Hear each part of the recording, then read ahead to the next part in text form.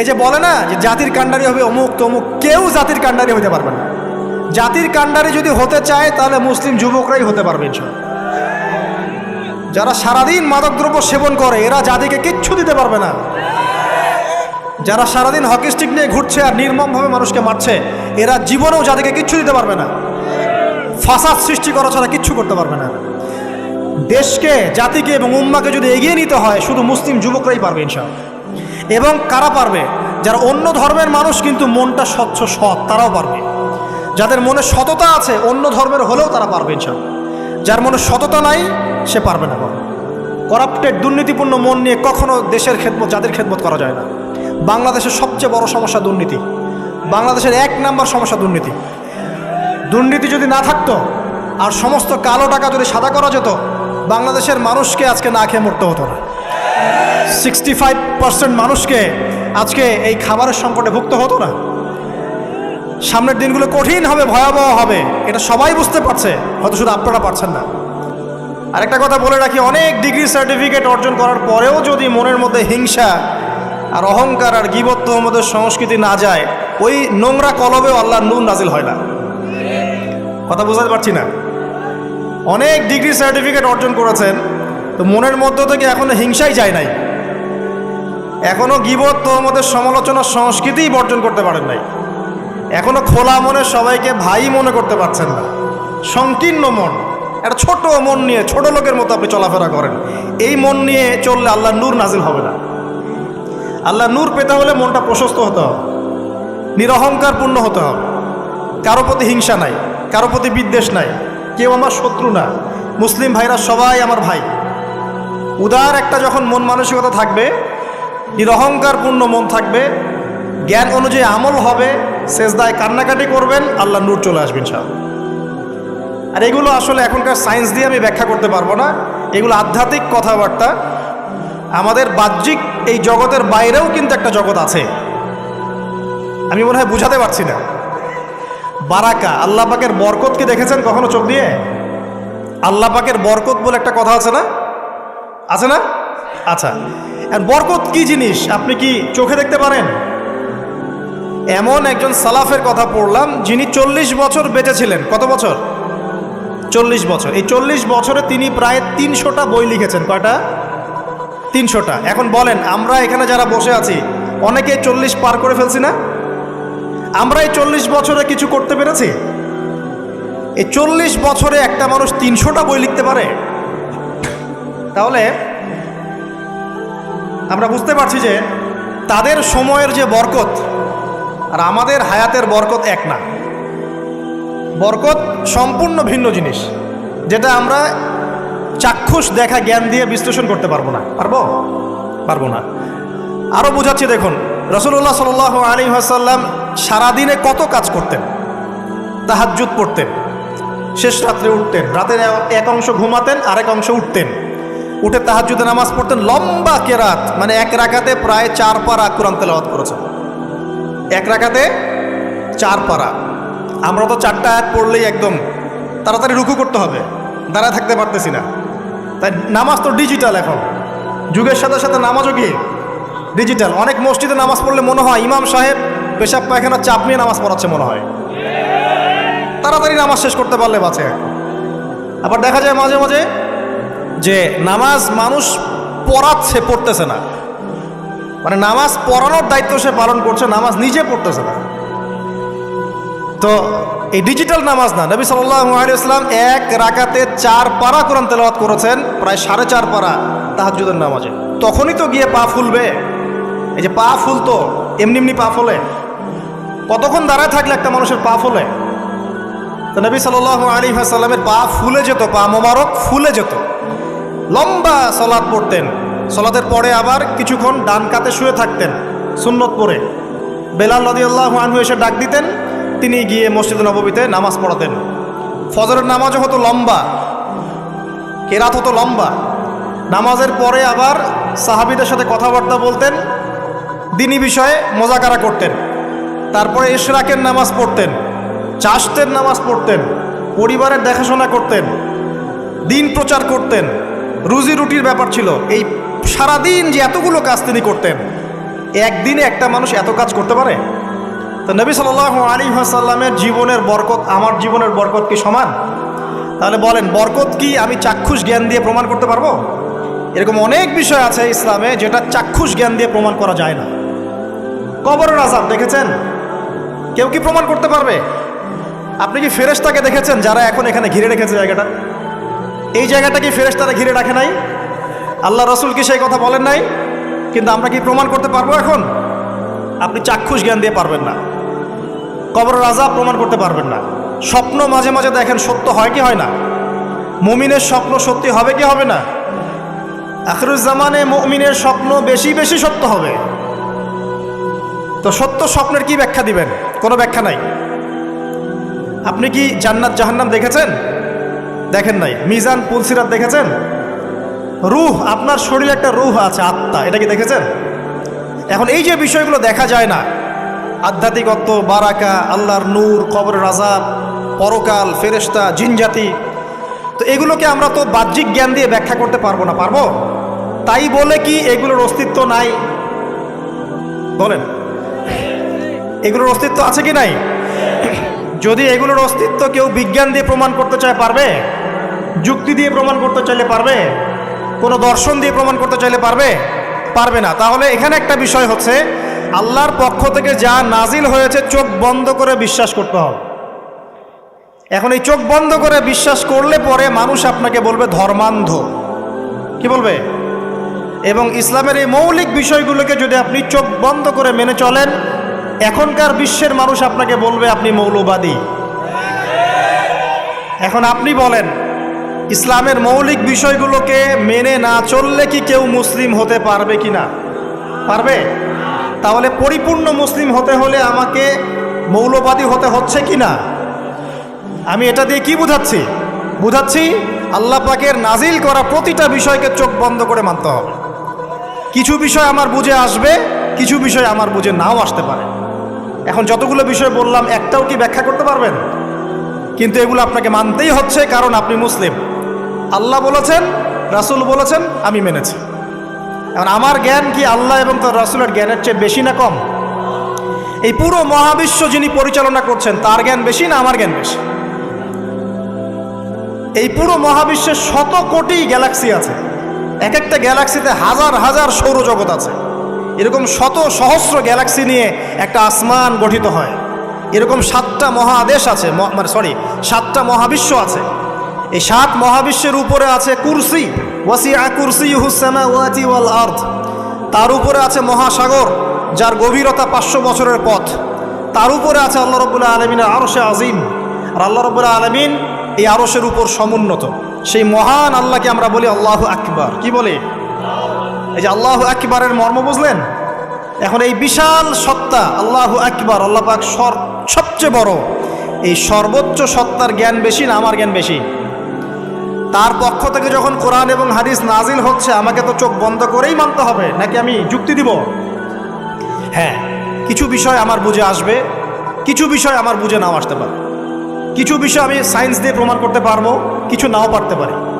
কিছু আমি দর্শন দিয়ে প্রমাণ করতে পারবো, কিছু নাও পারতে পারি। যেগুলো পারছি না সেগুলো আমার বা আমাদের জ্ঞানের সীমাবদ্ধতা।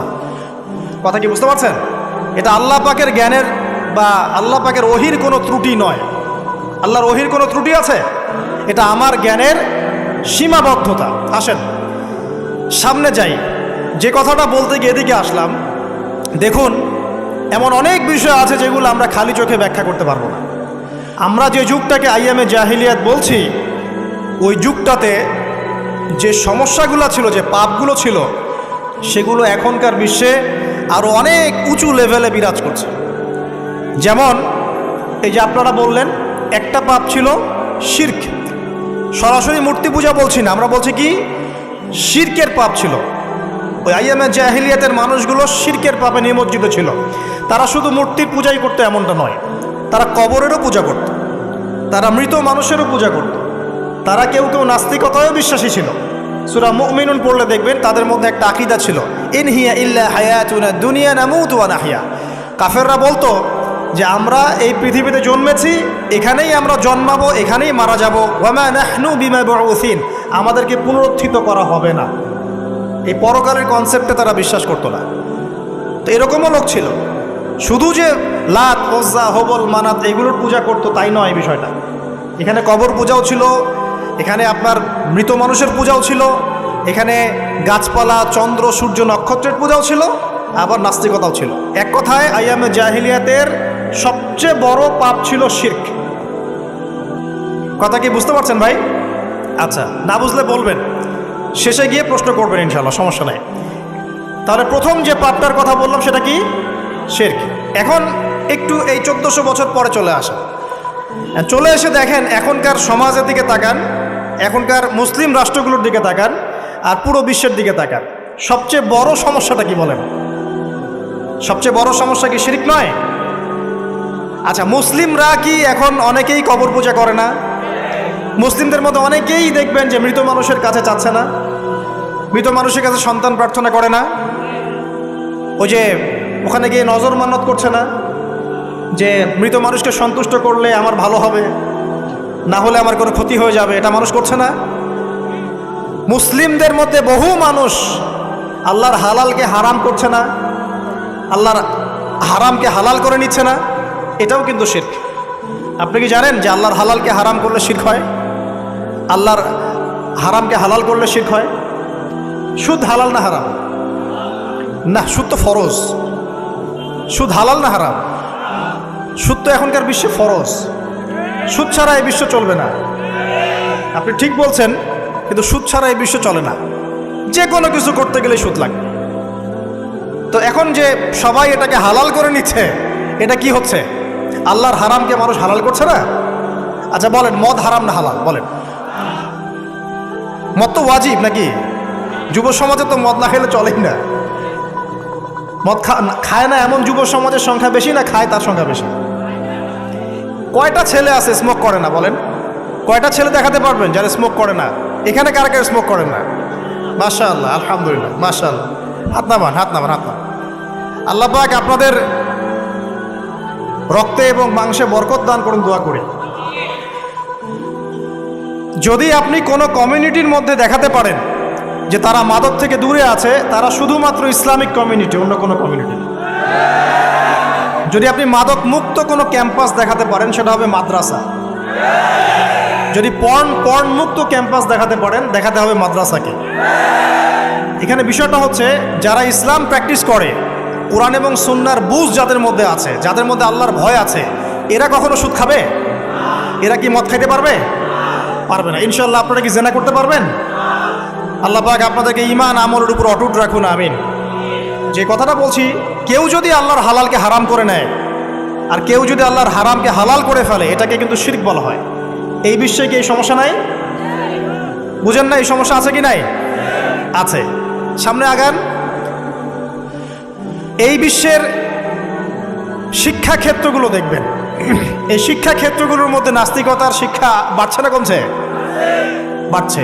এই বিশ্বের অর্থনীতি দেখবেন, অর্থনীতির মধ্যে শিরক বাড়ছে না কমছে? এখানে আপনাকে সুদ নিতে হচ্ছে, এখানে আপনাকে আল্লাহর নাজিলকৃত ইকোনমি বাদ দিয়ে পশ্চিমাদের নাজিলকৃত ইকোনমি বহন করতে হচ্ছে। এটাও এক প্রকার কুফরি। আরও সমস্যা আছে। এই বিশ্বের ওয়ার্ল্ড অ্যাফেয়ার্সের দিকে তাকাবেন, দেখবেন বিশ্বের কয়টা জায়গা আপনি আমাকে দেখাতে পারবেন যেখানে মুসলিমদের মধ্যেও আল্লাহ রাব্বুল আলামিনের নাজিলকৃত বিধান দিয়ে বিচার ফয়সালা হচ্ছে? কয়টা দেখাতে পারবেন? তো যেখানে আছে খুব স্বল্প পরিসরে। পুরো বিশ্বের অবস্থা আজকে এমন। পর্নোগ্রাফি হালাল না হারাম? পশ্চিমা সংস্কৃতির মধ্য দিয়ে এটা সারা বিশ্বে ছড়িয়ে দেওয়া হয়েছে। মানুষ এখন এটাকে available part of our life এটা মনে করছে, common part of our life. পর্দা হালাল না হারাম? বলেন, পর্দা না করাটা হারাম না হালাল? আচ্ছা, এখন দেখেন মিডিয়া বলেন, প্রিন্ট মিডিয়া বলেন, ইলেকট্রনিক মিডিয়া বলেন, বিভিন্ন প্রযুক্তিগত উন্নয়নের মধ্য দিয়ে নগ্নতাকে প্রমোট করা হচ্ছে কি হচ্ছে না? বলেন, হচ্ছে কি হচ্ছে না? এখন কি কাপড় খোলার দিকে মানুষ বেশি আগ্রহী না পরার দিকে? দেখবেন ইসলামের বুঝ যাদের মধ্যে নাই, এরা কাপড় খুলতে যাচ্ছে এখন। আর আমি আপনাদেরকে বলি, আগের লেকচারগুলোতেও বলেছি, এই পুরো মহাবিশ্বে আমাদের বাবা আর মা আদম এবং হাওয়া আলাইহিমুস সালাম, তাদের গা থেকে পোশাকটা খুলে ফেলেছিল কে জানেন? কে? ইবলিস যখনই তারা গাছের কাছে গেলেন তখন কি হলো? ফালাম্মা যাকা আশ-শাজারা বাদাত লাহুমা সাওয়াতিহিমা, যখনই তারা গাছের কাছে গেলেন তাদের কাপড় খুলে পড়ে গেল। তাহলে পুরো মহাবিশ্বে আমাদের পিতামাতাকে নগ্ন করে দিয়েছে কে? ইবলিস, শয়তান। তাহলে এখন পৃথিবীতে যারা মুসলিমদেরকে বা অমুসলিমদেরকে, পুরো মানবতাকে যারা নগ্ন করতে চাচ্ছে, এরা কার এজেন্ট? এরা কার এজেন্টটা বাস্তবায়ন করছে? এটা কি বুঝতে বাকি থাকে? আমি কথাগুলো বানিয়ে বলি নাই, সূরা আরাফ পড়েন, দেখবেন সব লেখা আছে। আসেন, এক কথায় বলতে চাচ্ছি, ওই সময়কার যে শিরকটা শুধুমাত্র মক্কায় সীমাবদ্ধ ছিল, এখনকার শিরকটা গ্লোবালাইজেশন হয়েছে, পুরো দেশে দেশে দেশে শিরক ছড়িয়ে পড়েছে। আসেন, ওই সময় আরেকটা বড় পাপ ছিল, যেটা এই যে এক ভাই বলল, সেটা হলো রিবা। রিবা, রিবা মানে কি? সুদ। রিবা মানে সুদ, জানেন তো? আর সুদ তো ফরজ নাকি ভাই? আচ্ছা, এমন কোনো গ্রাম নাই বাংলাদেশে যেখানে সুদ নাই, আর বিশ্বের এমন কোনো দেশ নাই যেখানে সুদ নাই। আর এই যুগের কথাই নবী সাল্লাল্লাহু আলাইহি ওয়াসাল্লাম হয়তো বা বলেছিলেন, আল্লাহু আ'লাম, আল্লাহ ভালো জানেন, যে এমন একটা যুগ আসবে যে যুগে ম্যাক্সিমামই সুদখোর হবে। যে ব্যক্তি সুদের ছিটাফোঁটা, মানে সুদের পাপ থেকে বেঁচে থাকতে চাইবে, ওর গায়েও গিয়ে সুদের ছিটাফোঁটা গিয়ে লাগবে। এটা সেই যুগ না? আপনি বুঝতে পারছেন না হয়তো, এটা সেই যুগ। আপনি মনে করছেন দাড়ি, টুপি, পাগড়ি, জুব্বা মাশাআল্লাহ সব লাগাই দিছি, হ্যাঁ, বাইরে একটা সাইনবোর্ড আছে, আমি মৌলবী, আল্লামা, আমি একজন দায়ী বক্তা, কিন্তু সুদের যে ওই ছিটাফোঁটা, এটা আপনার কাছে আমার কাছেও আছে, হয়তো আপনি বুঝতে পারছেন না। কখন বুঝবেন? যখন ইসলামিক অর্থনীতির বইগুলো পড়তে পারবেন। আর শুধু ইসলামিক অর্থনীতির বই যথেষ্ট না, এর পাশাপাশি আমাদের দরকার এই প্রচলিত যে IMF, ইন্টারন্যাশনাল মনিটারি সিস্টেম, এর নীতিগুলো জানা। তখন কি আপনি বুঝবেন ওয়ার্ল্ড ব্যাংক কী জিনিস, IMF কী জিনিস, ঠিক আছে? তখন বুঝবেন যে পেট্রো ডলার কী জিনিস, তখন বুঝবেন যে হার্ড কারেন্সি, সফট কারেন্সি কী জিনিস, এখন বুঝবেন না। আর যেহেতু বুঝবেন না, অতএব আমি এগুলো বলেও লাভ নাই। যেহেতু আপনি বুঝবেন না, আমি যদি এখন এসব নিয়ে কথা বলি, আপনার কাছে মনে হবে এইসব কী উল্টাপাল্টা কথা কইতাছে। ঠিক আছে? তো যাই হোক, আগে আল্লাহর ওয়াস্তে ইসলামিক ইকোনমিক্স পড়েন এবং ইন্টারন্যাশনাল মনিটারি সিস্টেম সম্পর্কে পড়েন। প্রত্যেক স্টেটের প্রধান যারা আছেন তারা জানেন যে ওয়ার্ল্ড ব্যাংক কী জিনিস, তারা জানেন IMF কী জিনিস। ঋণের এমনি এমনি কোনো কান্ট্রিকে তারা ঋণ দিবে না, একটা বিশাল বড় সুদের জালে ওদেরকে ফেলবে, তারপর জনগণের রক্ত চুষে সুদ শোধ করতে হবে। আর যারা পারবে না, ওরা যে শ্রীলঙ্কার মতো দেউলিয়া হয়ে যাবে। ও কেন দেউলিয়া হয়ে গেছে? বিকজ ও ঋণ শোধ করতে পারছে না, বাস দেউলিয়া। তো যাই হোক, পড়াশোনা করেন। আমি একজন স্কলারের নাম বলে দেই, এক লেকচারে তো সব বলে দেওয়া সম্ভব না। সম্ভব? আমি রাস্তা দেখাচ্ছি আপনাদেরকে। আপনারা আল্লামা তকি উসমানীর বইগুলো পড়েন, নাম শুনেছেন? আচ্ছা, নাকি এখন বলবেন যে উনি তো হানাফি মাযহাবের, আমি তো আহলে হাদিস পড়বো না, এটা বলবেন নাকি? আল্লামা তকি উসমানী এই বিশ্বের সবচেয়ে বড় আলেমদের একজন। আল্লামা তকি উসমানী এই বিশ্বের সবচেয়ে রিনাউন্ড আলেমদের একজন। তার ইসলামিক অর্থনীতির যে পুরো সিরিজ আছে, আল্লাহর ওয়াস্তে বাসায় কিনে একবার পড়ে দেখেন অর্থনীতি কী জিনিস, আপনি কিসের উপর দাঁড়িয়ে আছে। পড়া যাবে না ইনশাল্লাহ? আপনি তাকে ভালো যদি নাও বাসেন, তাও পড়ে দেখেন। মনে করেন আপনি একটা কমিউনিটির মধ্যে আছেন, বা একটা সংগঠনে আছেন, বা একটা ঘরানার মধ্যে আছেন, তাহলে কি অন্য ঘরানার বইপত্র পড়া যাবে না? হারাম হয়ে গেছে নাকি? এই যে সংকীর্ণ মানসিকতা থাকলে ভাই হেদায়েত পাওয়া যাবে না। আর আপনি যে মনে করছেন আমি একদম হকের উপর আছি, আপনি সঠিক পথে আছেন ঠিকই, তবে এটা সঠিক ভুল পথ। কথা বুঝতে পারছেন না? আপনি মনে করছেন যে আমি একদম চূড়ান্ত সঠিক বিষয়ের উপর আছি। হ্যাঁ, আপনি সঠিক বিষয়ের উপর আছেন ঠিকই, বাট আপনি সহি একটা ভুল পথে আছেন। এটা বুঝবেন পরে, যখন জ্ঞানের পরিধি বাড়তে থাকবে, তখন বুঝবেন যে সহি পথ কোনটা, সহি ভুল পথ কোনটা। মুসলিমদের মধ্যে ফাটল সৃষ্টি করে জান্নাতে যাওয়া যায় না। যায়? পুরো মুসলিমরা একটা উম্মাহ, এবং যারাই মুসলিম উম্মার মধ্যে ফাটল সৃষ্টি করতে চায়, এরা উম্মার বন্ধু নয়, শত্রু। মুসলিম উম্মার মধ্যে কোনো ফাটল সৃষ্টি করবেন না। সবার মাঝখানেই হৃদ্যতা, ভালোবাসার বন্ধন থাকবে। যদি বিভিন্ন ধর্মের মানুষ একসাথে বসবাস করতে পারে একটা দেশে, তাহলে বিভিন্ন তরিকা এবং মাযহাবের মানুষও একসাথে থাকতে পারবে একটা দেশে ইনশাআল্লাহ। আমরা আমাদের মাঝে ইখতিলাফি বিষয় থাকতে পারে, কিন্তু দিন শেষে আমরা সবাই মুসলিম ইনশাআল্লাহ। দিন শেষে ইসলামের জন্য দাঁড়াতে হলে দল, মত, মাযহাব, তরিকা নির্বিশেষে সবাই একসাথে দাঁড়াবে ইনশাআল্লাহ। আল্লাহ পাক আমাদের হৃদয়টাকে প্রশস্ত করুন, আমিন। জাহেলিয়াতে 2 নম্বর সমস্যা ছিল রিবা। এই রিবা সম্পর্কে আগে বলি যে এখন আল্লাহ পাক কি বলেছেন। আল্লাহ পাক বলছেন যে ইয়ামহাকুল্লাহুর রিবা ওয়া ইউরবিস সাদাকাত। আপনি যদি দান সদকা করেন, যাকাত দেন, যাকাত ভিত্তিক অর্থনীতি চালু করেন, আল্লাহ পাক আপনার সম্পদকে বাড়িয়ে দিবেন ইনশাআল্লাহ। আর আপনি যদি রিবার মধ্যে যান, আল্লাহর বক্তব্য হচ্ছে, এটা আমার কথা না, আল্লাহ পাক বলছেন আপনার সম্পদ সংকুচিত হয়ে আসবে। এখন আপনার ডিসিশন, আপনি কি করতে চান করতে পারেন, আমাদের কিচ্ছু বলার নেই। লাকুম দীনুকুম ওয়ালিয়া দিন, আপনার বুঝ আপনার, আপনার দিন আপনার, আমার দিন আমার। আল্লাহ বলছেন ফাযাক্কির ইন্নামা আনতা মুযাক্কির, উপদেশ দাও তুমি, তুমি উপদেশ দাতা। লাস্তা আলাইহিম বিমুসাইতির, কারো প্রতি তুমি দারোগা নও। আল্লাহ বলছেন আপনি সুদে থাকলে সম্পদ সংকুচিত হবে, যদি ছেড়ে দেন, যাকাত দেন, ব্যবসা ভিত্তিক ইকোনমি চালান, আপনার সম্পদ বাড়বে ইনশাআল্লাহ। কি করবেন, ডিসিশন কার? আপনার। আল্লাহ পাক বলছেন ইয়া আইয়ুহাল্লাযীনা আমানু, হে মুমিনগণ, ইত্তাকুল্লাহ। শোনেন ভাই, আল্লাহ বলছেন ইত্তাকুল্লাহ, তোমরা আল্লাহকে ভয় করো। ওয়া যারু মা বাকিয়া মিনার রিবা, সুদের অবশিষ্ট সব অংশ ছেড়ে দাও, সুদের অবশিষ্ট সব টাকা ছেড়ে দাও। ওয়া ইল্লা ইন কুনতুম মুমিনিন, যদি প্রকৃতপক্ষেই তোমরা মুমিন হয়ে থাকো তাহলে ছেড়ে দাও। ওয়া ইল্লাম তাফআলু, যদি তোমরা না করো। কে বলছেন? আল্লাহ। যদি তোমরা এটা না করো তাহলে আল্লাহ কি বলছেন? ফাআযানু বিহারবিন মিনাল্লাহি ওয়া রাসূলিহি, আল্লাহ এবং তার রাসূলের সাথে যুদ্ধের ঘোষণা শুনে রাখো। এটা কার কথা? এখন আপনি যদি চান আল্লাহর পক্ষে যুদ্ধ করতে পারেন, আপনি চাইলে আল্লাহ এবং তার রাসূলের বিপক্ষেও যুদ্ধ করতে পারেন। আপনাকে কি বাধা দিবে? দিবে না। ডিসিশন কার? ডিসিশন আপনার। নবী সাল্লাল্লাহু আলাইহি ওয়াসাল্লাম আরও বলেছেন যে, আপনারা জানেন হাদিসটা, নতুন কোন হাদিস বলছি না, আপনারা জানেন, প্রত্যেক আলেম জানেন, প্রত্যেক মাযহাবের ইমাম জানেন। কি সেটা? যে সুদের পাপের 70 বা 73টা শাখা আছে। কয়টা? 73 বা 70টা শাখা আছে। তার সবচেয়ে নিম্ন শাখা হচ্ছে নিজের মাকে বিয়ে করা।